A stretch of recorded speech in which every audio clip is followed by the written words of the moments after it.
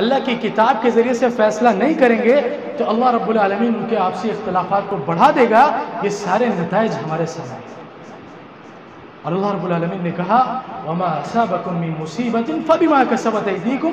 لوگوں تمہیں جو مصیبتیں پہنچتی ہیں، جو پریشانیاں آتی ہیں، جو بھی آزمائشیں آتی ہیں، وہ تمہاری اپنی کرتوتوں کا نتیجہ ہوتا ہے. وَيَعْفُو عَن كَثِيرٍ. اور اللہ رب العالمین تو بہت سارے گناہوں کو معاف کر دیتا ہے. یعنی ہمیں جو سزائیں وَنَعُوذُ بِاللَّهِ مِن شُرُورِ أَنفُسِنَا وَمِن سَيِّئَاتِ أَعْمَالِنَا مَن يَهْدِهِ اللَّهُ فَلَا مُضِلَّ لَهُ ومن يضلله فلا هادي له وأشهد أن لا إله إلا الله وحده لا شريك له وأشهد أن محمدا عبده ورسوله. يا أيها الذين آمنوا اتقوا الله حق تقاته ولا تموتن إلا وأنتم مسلمون. يا أيها الناس اتقوا ربكم الذي خلقكم من نفس واحدة وخلق منها زوجها وبث منهما رجالا كثيرا ونساء واتقوا الله الذي تساءلون به والأرحام إن الله كان عليكم رقيبا.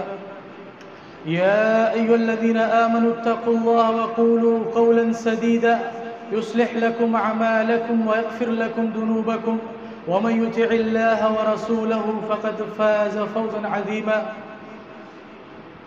أما بعد فإن خير الحديث كتاب الله وخير الهدي هدي محمد صلى الله عليه وسلم وشر الأمور محدثاتها وكل محدثة بدعة وكل بدعة ضلالة وكل ضلالة في النار. أعوذ بالله من الشيطان الرجيم. بسم الله الرحمن الرحيم.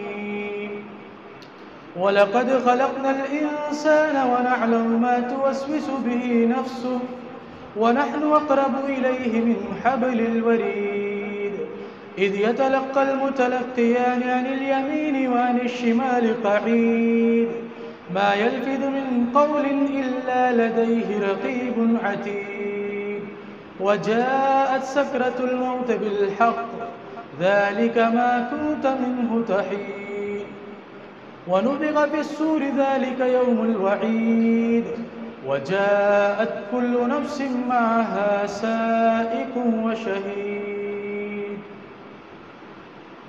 وقال الله تعالى في موضع آخر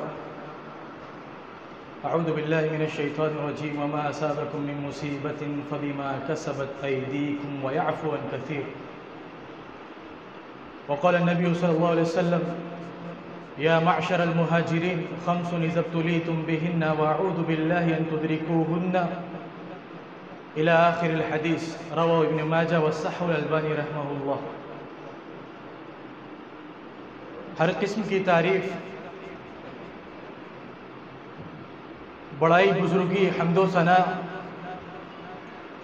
اس اللہ وحدہ لا شریک کے لیے لائق اور مناسب ہیں جو اکیلا تنہا ساری کائنات کا خالق، مالک، پالن ہار اور مدبر ہے.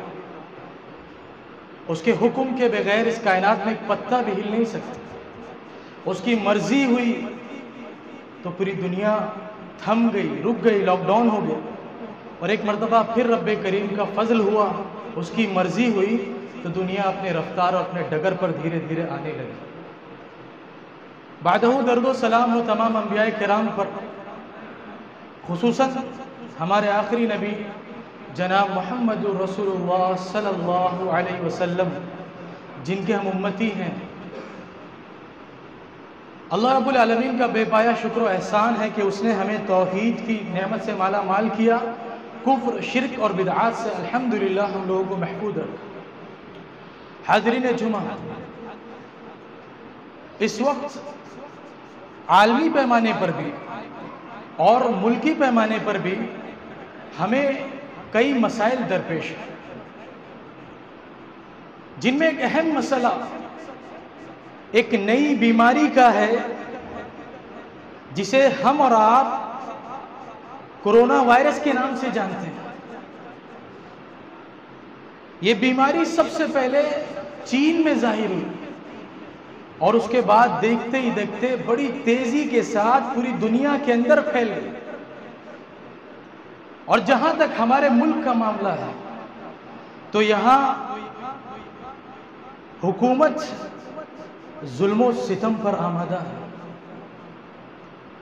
مسلمانوں کے لیے زمین تنگ سے تنگ ہوتے جا رہی ہے. میں سمجھتا ہوں کہ ہندوستانی تاریخ کا سب سے نازک ترین دور ہے مسلمانوں کے لیے. اس کے علاوہ کساد بازاری، بے روزگاری، مہنگائی، یہ سارے مسائل ہمیں درپیش ہیں.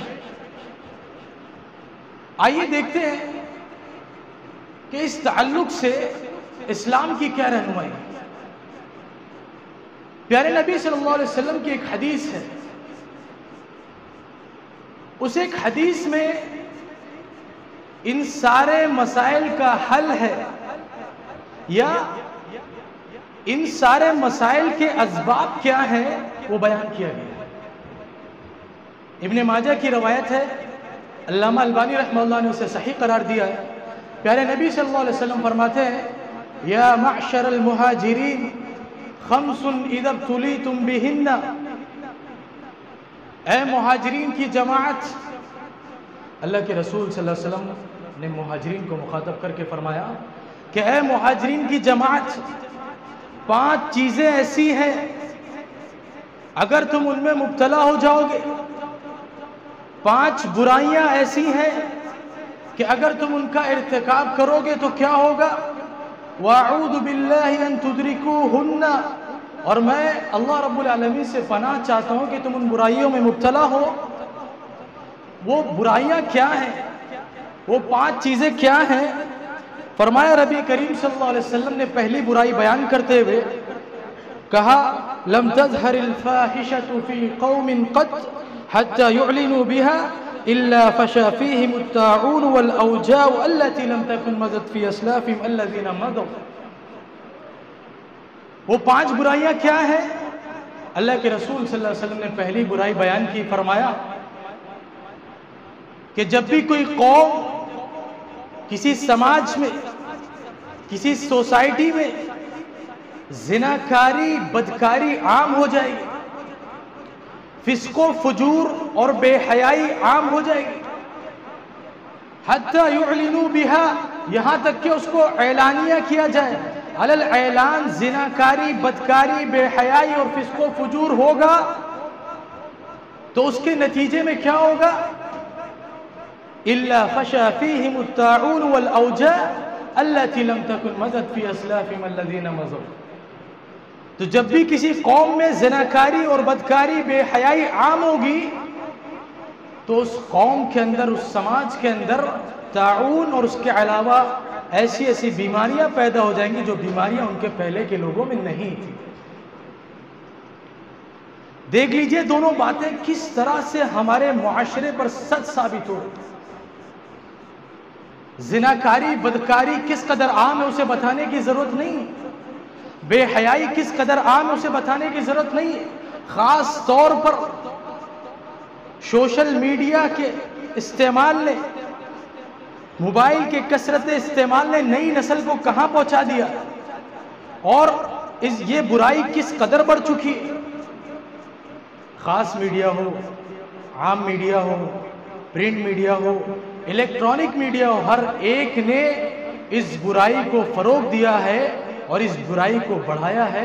نتیجہ بھی ہمارے سامنے کیا کہ پیارے نبی نے کہا جب بھی کوئی قوم زناکاری اور بدکاری، بے حیائی کرے گی علی الاعلان، تو اس کے اندر طاعون اور اس کے علاوہ ایسی ایسی بیماریاں پیدا ہو جائیں گی جو بیماری ان سے پہلے کے لوگوں میں نہیں تھی. طاعون خود ایک مہلک بیماری ہے. آج دیکھ لیں یہ وائرس، یہ جراثیم، یہ کورونا جو ہمارے سامنے ہے، آج سے کچھ سال پہلے تک اس بیماری کو کوئی نہیں جانتا تھا. آج دنیا ایڈز کی بیماری کو جاننے لگی ہے، آج سے کچھ سال پہلے تک کوئی نہیں جانتا تھا. اور اس کے علاوہ بے شمار دنیا بھر کی ایسی ایسی بیماریاں آ گئی ہیں جن کا ہم صحیح سے نام بھی نہیں لے پاتے. تو ان تمام بیماریوں کا ایک بہت بڑا سبب، ایک بہت بڑی وجہ بدکاری، فحاشی اور بے حیائی. کہ جب بھی کسی سوسائٹی میں بدکاری، فحاشی عام ہوگی تو اللہ رب العالمین اس سوسائٹی میں، اس سماج میں، اس قوم کے اندر طرح طرح کی بیماریاں نازل کرے. دوسری برائی، دوسری چیز جو اللہ کے رسول صلی اللہ علیہ وسلم نے حدیث میں بیان کی، فرمایا وَلَمْ يَنْقُصُوا الْمِكْيَالَ وَالْمِيزَانَ إِلَّا أُخِذُوا بِالسِّنِينِ وَشِدَّةِ الْمَؤُونَ وَجَوْرِ السُّلْطَانِ عَلَيْهِ. فرمایا نبی کریم صلی اللہ علیہ وسلم نے کہ جب بھی کوئی قوم ناپ تول میں کمی کرنے لگتی ہے، ڈنڈی مارنے لگتی ہے، تجارت میں گھپلا کرنے لگتی ہے. ناپ تول میں کمی کرنا، ڈنڈی مارنا، تجارت میں گھپلا کرنا، یہ بہت بڑا جرم، ایک سماجی جرم ہے. ہم اور آپ اسے چھوٹا سمجھتے کیوں؟ ہمارا روز کا کام. لیکن اللہ رب العالمین کے نزدیک یہ کتنا بڑا جرم ہے. اللہ رب العالمین نے قرآن مجید میں پوری ایک سورت اتار دی ناپ تول میں کمی کرنے والوں کے لیے. وَيْلٌ لِّلْمُطَفِّفِينَ کہ تباہی اور بربادی ہو ناپ تول میں کمی کرنے والوں. اور اس کی سزا کیا ہے؟ اللہ کے رسول صلی اللہ علیہ وسلم نے فرمایا کہ جب بھی کوئی قوم ناپ تول میں کمی کرتی ہے تو اللہ رب العالمین اس قوم کو 3 طرح سے عذاب دیتا ہے. اور یہ جو عذاب ہے وہ آخرت میں ملے گا. دنیا میں جو ملنا ہے وہ تو ملے گا، سزا ملے گی سزا، لیکن یہ جو عذاب حدیث میں بیان کیا جا رہا ہے وہ آخرت میں ملے گا. فرمایا الا اخذوا بالسنین وشدۃ المؤون وجور السلطان علیہ کہ جب بھی کوئی قوم ناپ تول میں کمی کرتی ہے تو اللہ رب العالمین 3 طرح سے عذاب دیتا ہے. پہلا عذاب الا اخذوا بالسنین، اس قوم اور سماج میں قحط سالی پڑ جاتی ہے، بھوکمری بڑھ جاتی ہے، سوکھا پڑ جاتا ہے، کھانے پینے کے لیے چیزیں میسر نہیں ہوتی. ابھی ہم نے لاک ڈاؤن میں دیکھا کہ لوگ بیسک نیڈ کے لیے پریشان تھے. ان کی جو بنیادی ضرورت ایک گھر میں ہوتی ہے کھانے کی، اناج کی، وہ پوری نہیں ہو پا رہی تھی لاک ڈاؤن میں. وشدت المؤونہ، دوسرا عذاب کیا بتایا اللہ کے رسول نے؟ مہنگائی بڑھ جاتی ہے. ہم دیکھ لیں آج مہنگائی کس قدر بڑھ گئی. وجور السلطان علیہم، اور تیسرا عذاب کیا بتایا اللہ کے نبی صلی اللہ علیہ وسلم نے کہ ان پر ظالم حکمراں مسلط ہو جاتے ہیں. ظالم حکمرانوں کا ظلم برداشت کرنا پڑتا ہے ایسی قوم کو جو قوم ناپ تول میں کمی کرتی ہے، تجارت میں گھپلا کرتی ہے. تو ایک گناہ، ایک جرم اور اس کی 3 سزا، وہ آخرت میں. دنیا میں جو سزا جھیلنا ہوگا وہ تو اللہ رب العالمین جھلائے گا.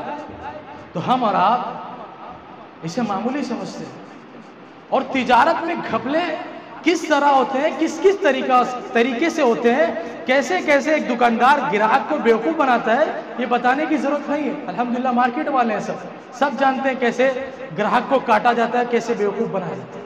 بلکہ آج تجارت اسی کا نام ہو گیا کہ جو انسان جتنا اچھا لوگوں کو بیوقوف بنا لے وہ اتنا اچھا تاجر مانا جاتا ہے. تو بہت بڑا جرم ہے ناپ تول میں کمی، ایک جرم ہے اور اس کی سزا اللہ رب العالمین 3 طرح سے دیتا ہے. اور وہ تینوں سزائیں ہمارے اوپر اس وقت ہیں. دنیا میں ہم جھیل رہے ہیں، آخرت میں ہمیں سزا ملے گی. تینوں سزا. ظالم حکمراں ہم پر مسلط ہیں، بھوکمری قحط سالی دنیا کے بہت سارے حصوں میں ابھی بھی ہے، اور مہنگائی تو پانی سر کے اوپر جا چکا.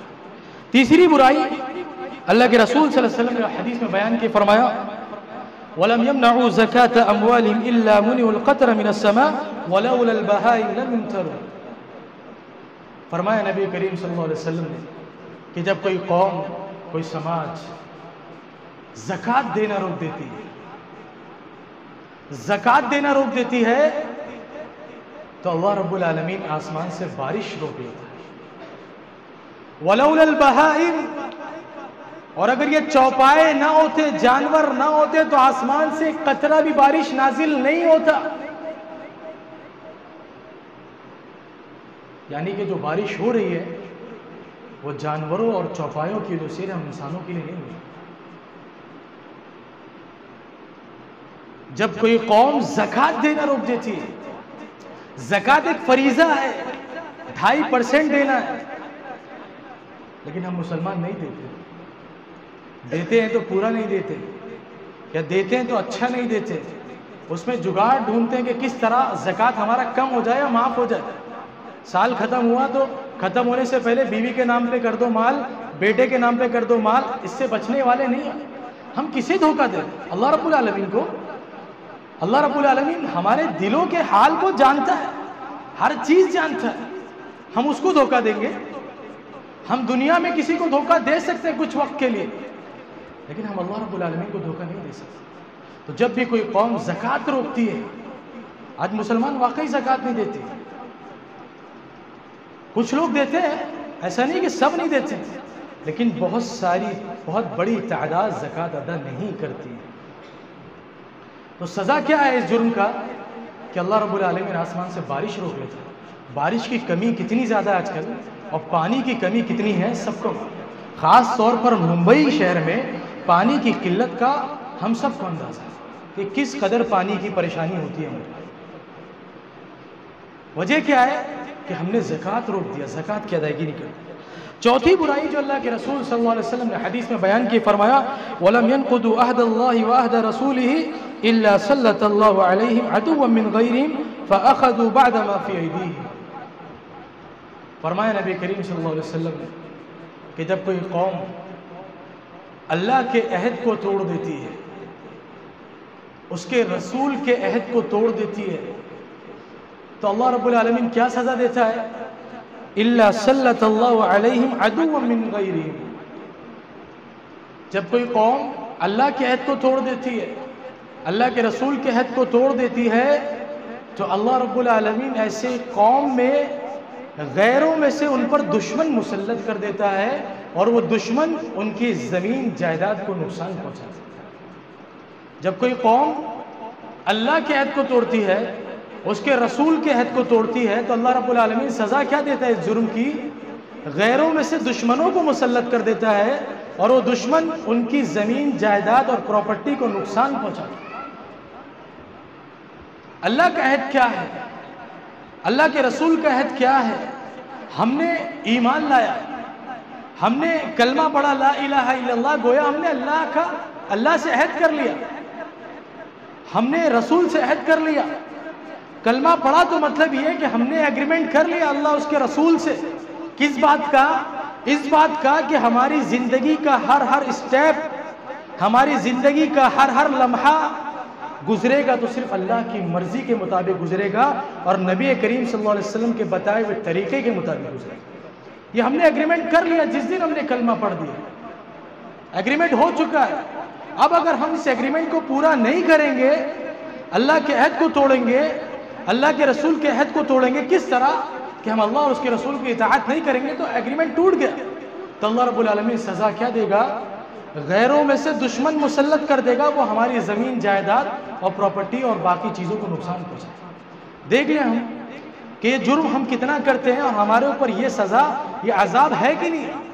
گزشتہ دنوں ابھی جب CNRC کے واقعات ہو رہے تھے، تو اتر پردیش میں صرف کتنے لوگوں کی زمین جائیداد ہڑپی گئی، صرف اس وجہ سے کہ کیمرے میں ان کی تصویریں آ گئی تھی کہ یہ لوگ پروٹیسٹ کرنے والوں میں تھے، احتجاج کرنے والوں میں سے تھے.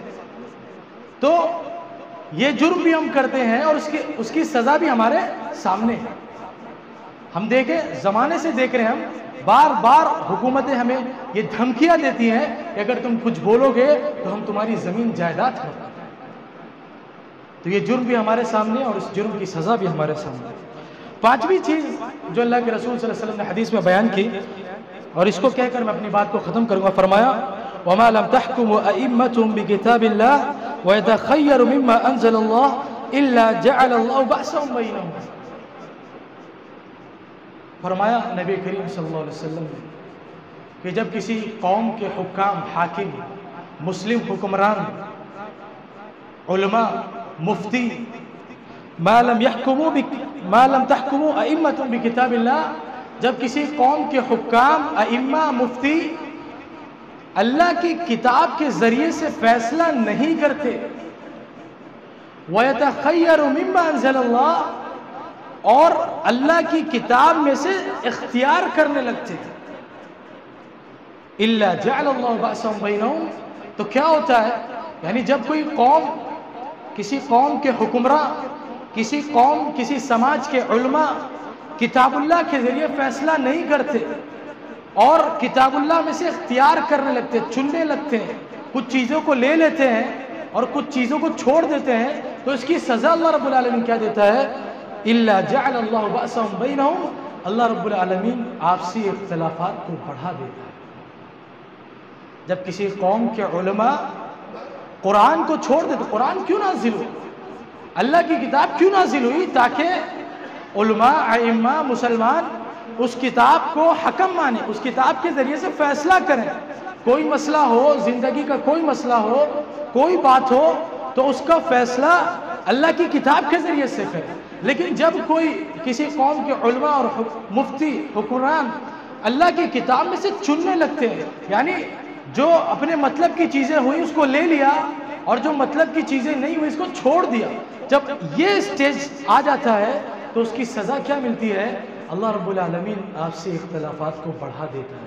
آج دیکھیے ہمارے آپسی اختلافات کس قدر بڑھے، جتنے فرقے ہیں سب تمام فرقے ایک دوسرے کی دشمنی میں ایک دم بڑھ چڑھ کر، تو ساری باتیں جو اللہ کے رسول صلی اللہ علیہ وسلم نے حدیث میں بیان کی وہ ہمارے سماج میں موجود ہے، اور وہ ساری برائیاں ہمارے سماج میں موجود ہیں، اور ان برائیوں کا نتیجہ، ان برائیوں کے جو نتائج ہوتے ہیں، ان برائیوں کے جو ریزلٹس ہوتے ہیں، وہ ریزلٹ بھی ہمارے ساتھ کہ جب بھی کسی سماج میں زناکاری ہوگی تو بیماریاں آئیں گی، جب بھی کوئی سماج ناپ تول میں کمی کرے گا تو اللہ رب العالمین 3 طرح سے سزا دے گا، قحط سالی، ظالم حکمراں اور مہنگائی، اور جب بھی کوئی قوم زکوٰۃ روک دے تو اللہ رب العالمین بارش کو روک دے گا، اور جب بھی کوئی قوم اللہ اور اس کے رسول صلی اللہ علیہ وسلم کے عہد و پیمان کو توڑ دے گی تو اللہ رب العالمین غیروں میں سے دشمن مسلط کر دے گا، اور جب بھی کسی قوم کے حکمراں اور علماء اللہ کی کتاب کے ذریعے سے فیصلہ نہیں کریں گے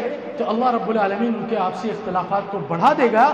یہ سارے نتائج ہمارے سامنے ہیں، اور اللہ رب العالمین نے کہا وَمَا أَصَابَكُم مِّن مُّصِيبَةٍ فَبِمَا كَسَبَتْ أَيْدِيكُمْ، لوگوں تمہیں جو مصیبتیں پہنچتی ہیں، جو پریشانیاں آتی ہیں، جو بھی آزمائشیں آتی ہیں وہ تمہاری اپنی کرتوتوں کا نتیجہ ہوتا ہے۔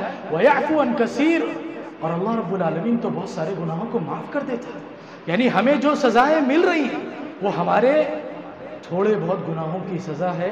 اللہ رب العالمین تو بہت بڑا غفور و رحیم ہے، وہ تو بہت زیادہ معاف کرنے والا ہے۔